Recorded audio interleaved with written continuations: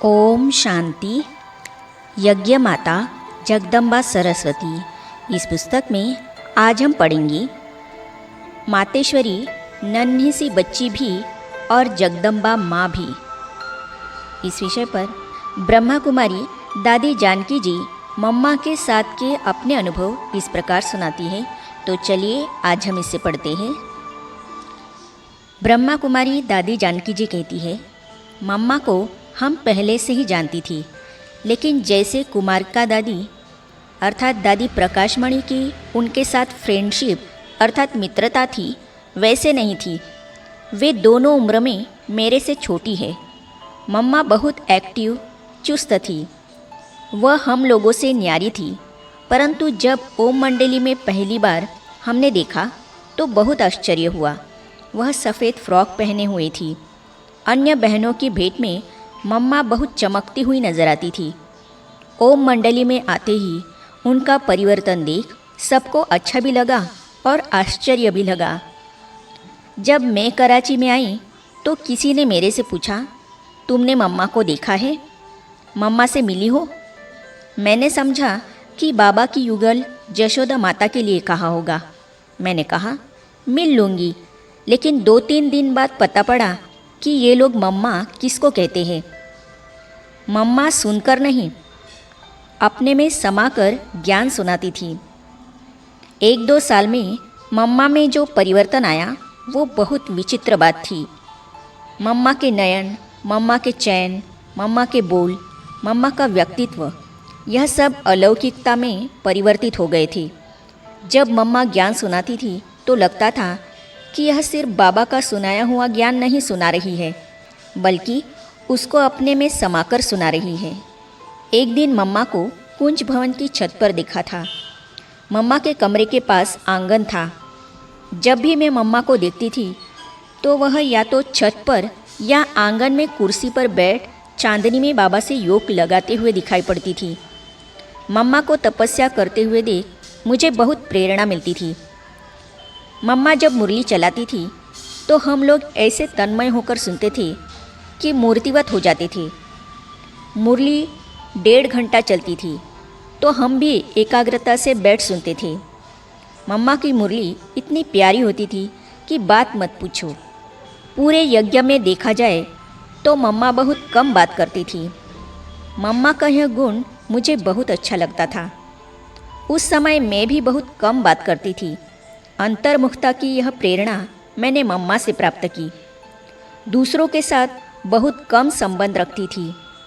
कभी कभी दीदी के साथ थोड़ा बहुत बात करती थी।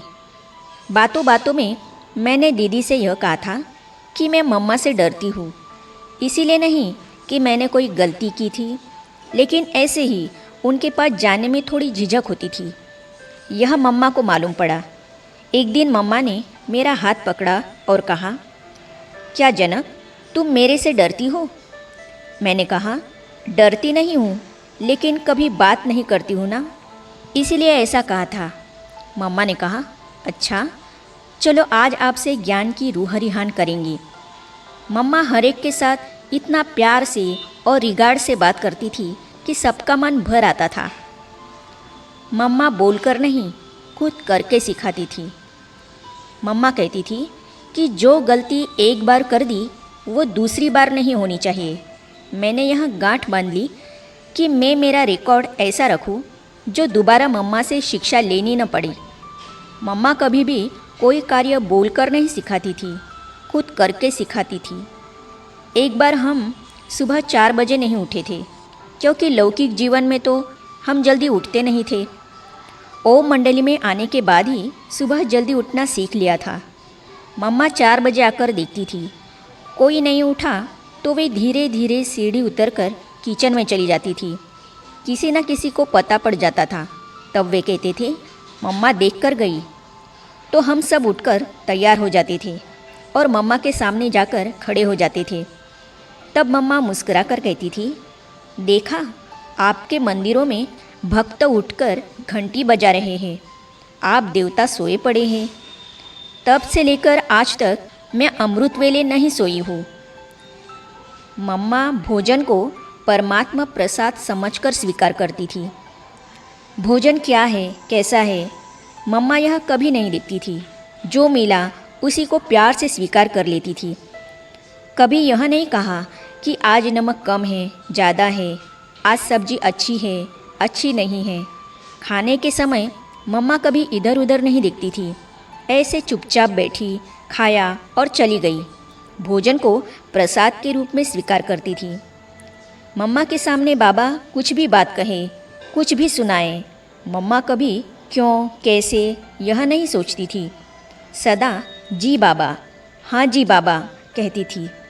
इतना रिगार्ड था उनका बाबा के प्रति। मैं जब पूना में थी तब मम्मा हमारे पास 3 बार आई थी। बाबा के हर बोल पर मम्मा का अटूट विश्वास था।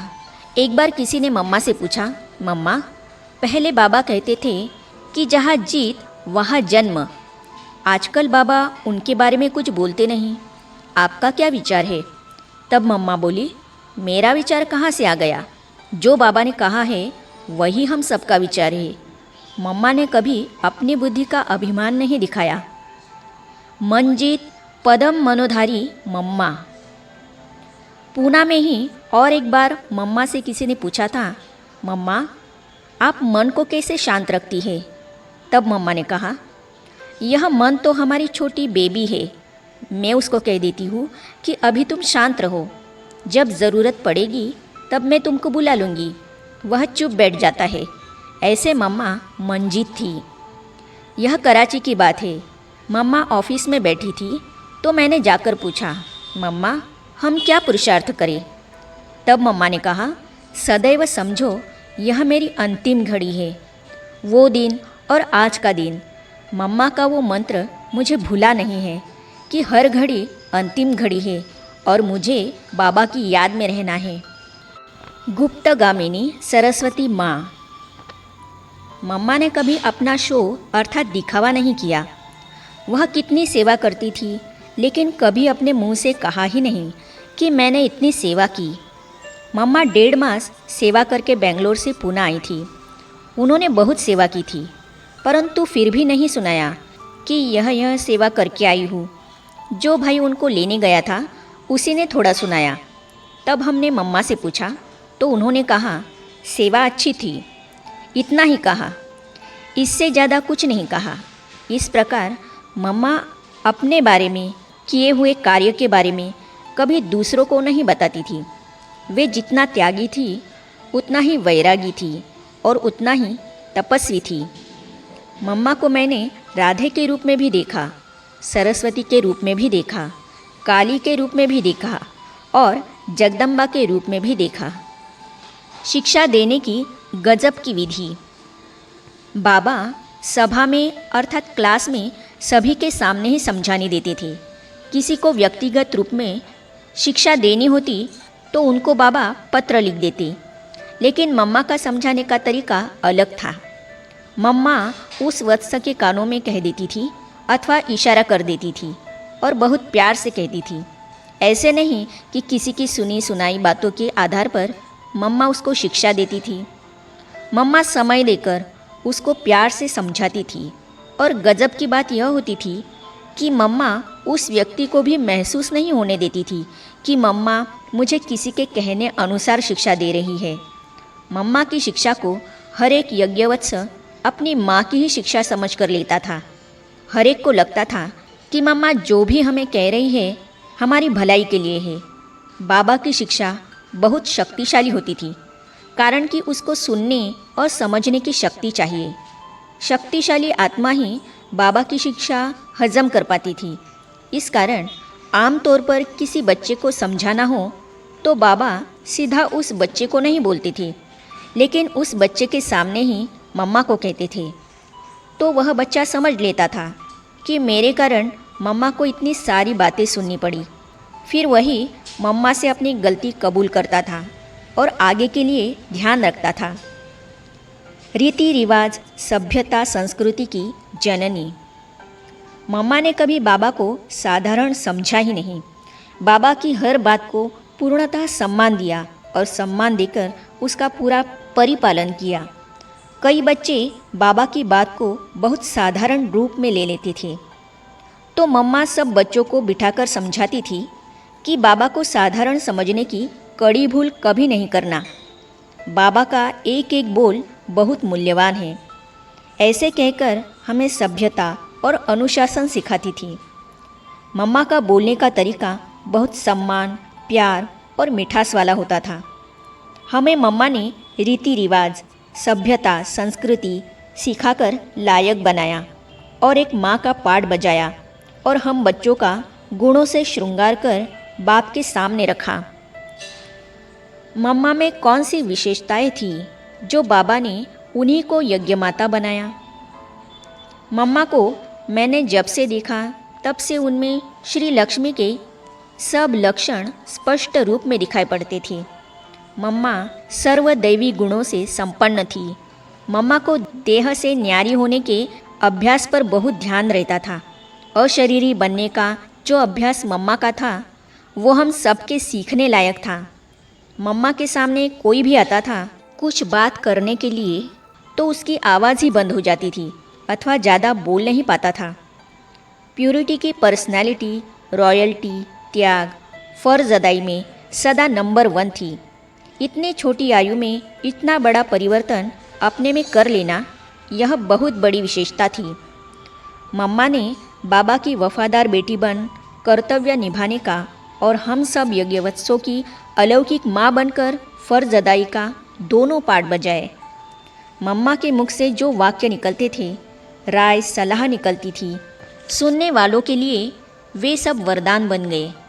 सबको अनुभव होता था कि इसमें मम्मा का कोई स्वार्थ नहीं, वो तो हमारी भलाई के लिए ही इतनी मेहनत कर रही है। मम्मा को दादा परदादा की आयु वाले भी माँ कहते थे, अपनी हित चिंतक समझते थे।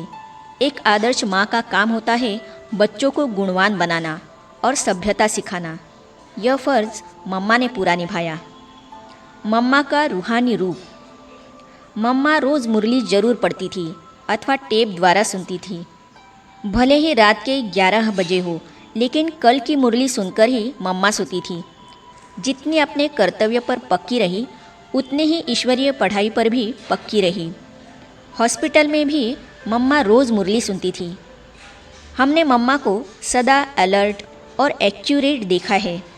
हमने कभी भी मम्मा की आंखें थकी हुई नहीं देखी है। सदा उनके नयन बाबा की याद में मगन दिखे हैं। मम्मा में नम्रता इतनी थी कि जब बाबा कहते थे माता पिता का याद, प्यार और नमस्ते, तब मम्मा अपने को माता नहीं समझती थी। ऊपर इशारा करते कहती थी कि उस माता पिता का याद और प्यार है। मम्मा केवल जिम्मेवारी निभाने में, पालना देने में अपने को माता समझती थी। मम्मा ने माँ का पद स्वीकार नहीं किया, परंतु माँ का कर्तव्य स्वीकार कर उसको पूर्ण रूपेण निभाया। बाबा के सामने वह एक छोटी नन्ही सी बच्ची का रूप धारण कर लेती थी और यज्ञवत्स और भक्तों के सामने आदि देवी जगदम्बा माँ का रूप धारण कर लेती थी। इतनी महान थी हमारी माँ सरस्वती। आगे हम पढ़ेंगे सर्व विद्याओं की संपूर्ण देवी मातेश्वरी। इस विषय पर ब्रह्मा कुमार भ्राता संतराम जी मातेश्वरी जी के साथ के अपने अनुभव इस प्रकार सुनाते हैं। तो इन अनुभवों को हम पढ़ेंगे अगली कड़ी में। तो ये जानने और पढ़ने के लिए इस चैनल को सब्सक्राइब करने के साथ ही साइड में जो बेल आइकॉन है उसे भी क्लिक कीजिए, ताकि आने वाली सभी वीडियो और अब तक की सारी वीडियो आप तक पहुंचती रहेगी। ओम शांति।